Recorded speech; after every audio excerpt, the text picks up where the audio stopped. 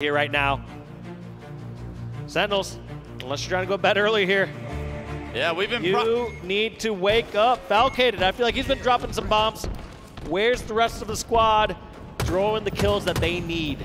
It's been a quiet series for Precision, and I want an opportunity to focus on him as he does get the first kill of the game. He is taken down and traded out. It does look like Sentinels are in the hill momentarily as it does get neutralized in the back. Minto is going to have the first chance at the S7 right now. The player spotted back tower is the one that's on the hunt right now for Shopify. The hill player is not to no shield. A great shot by Minto to deny that hill time, but he doesn't have a grenade to finish that kill, and he knows exactly where that player is. But this is a lovely spot for Sentinels to be in, even though Minto has snipe. Early hill progression goes to Sentinels. Cycle, however, has made his way to the game. And this reminds me a little bit of that final cap we saw on Forbidden, where Cycle, they have sniper, they have camo, they have all these sort of things going for them, but time going in the favor of Sentinels. So Sentinels able to get about half that hill time. Now what can Shopify Rebellion do with their setup? They got the weapons, they got the camo, they got the setup, and they are not too far behind Sentinels. This is going to be a tough setup for Sentinels to break. They need to find kills, and unfortunately it's Cycle that finds the first. Precision's taken down. Boobadooboo and Lethal get spotted, and it's all Cycle doing this damage across the map from the hill. So Soul Snipe in the meantime enjoying the birds in the sky. I was just going to say, nothing feels better or also sometimes more worthless than just like seeing your teammates getting into action all the way across the map and they're just winning. You're like, well, I think I'm kind of important. Sometimes I'm helping, right? Yeah, you're doing a great job. Could do this right now. You're doing a great job right there. Way to get the point. Way to get the point, son. As Soul Snipe able to acquire that point, Mental continuing to put that snipe to work. You see a head get ripped off right in front of Soul Snipe when you first think he's going to get into a gunfight. Mental takes it away from him, and the transition to hill number 2 is perfect from Shopify. They're already set up. Yeah, and they know where the push is coming from over at green. Misses that last snipe bullet. No, the push is coming from Nest. What does Mental Side do? I like this play. Focus towards dummies. Gets one pick. Soul Snipe, the last one alive. How does he regroup with his team?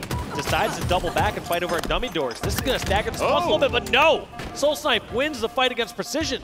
Put him down, Soul Snipe. He is shooting so well today, and another big pivotal. That allows respawners the chance to have a numbers advantage coming right off spawn and to be aggressive and fly. What a big momentum kill from Soul Snipe right there onto Precision. A terrible death, honestly, from Precision's perspective.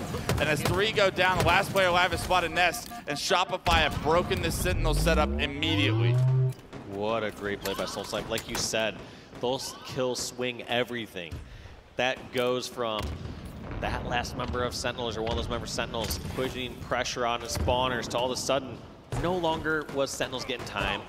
Somehow Shopify are still scrapping up time. Well played by Soul Snipe to know they can double back and challenge that, and just also feel himself to know he can win that fight. Yeah, unfortunately, Falcated has had this camo. Even though he's gotten the kill, he doesn't have the teammates, the resources to try and push this tower, and unfortunately, they're not coming anytime soon. Cycle's taking him down in the big door as well. Finally, Cycle goes down, but look at how dynamic this setup is for Shopify. Multiple kills coming from Suppress angle now. Spots a third player, not to no shield, although Lethal tries to get that kill. He's going to back down, be forced to back down as he's not to no shield.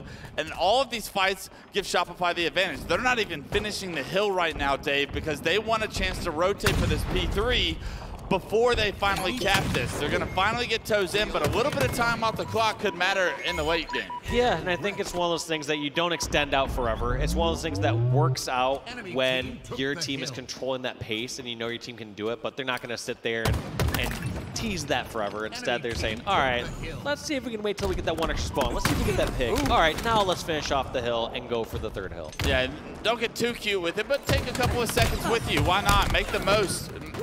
Min-max this situation as best you can, because time might not be a factor right now, but the game could be 3-1 and all of a sudden you're playing the clock here in just a couple of hills, and that all of a sudden becomes a factor that you made the difference long ago. And also Sentinels, they only have 33% of this hill versus having 50% of this hill right now had they capped it earlier. So all those little things just kind of add up to that butterfly effect known as a halo. Boobadoobaa gets taken down with Snipe and Suppress that takes him down. He can't quantum out before Lethal's able to take him down, but unfortunately, as Lethal gets that kill, he gets immediately taken down, and it was all 4 once again for Sentinels going down. The Slays once again heavily on the side of Shopify. Yeah, once again, over 50% more Slays. There's 34 kills for Shopify, 22 kills for Sentinels. Starting to get ugly right now, and you can feel the pace that Shopify are playing with right now. It's so fast, the pressure is there, and Sentinels look to be everywhere, and the teamwork maybe just not there because of how chaotic it feels.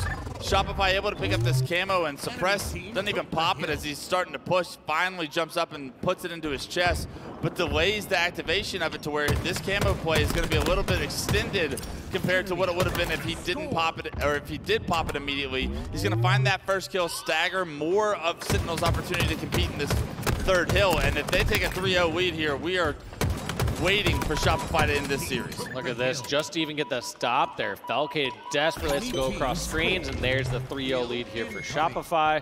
I don't really know how Sentinels comes back from this. At some point, you just need to outslay them so hard, and you need to do that over and over again to not only just get 3 hills in a row, you also have to get that 4th one. Yeah, 2 minutes and 30 seconds on the clock. It will stop as it's controlled, so Sentinels can play from the objective, but unfortunately, you gotta find ways to win these pivotal fights, to break these pushes.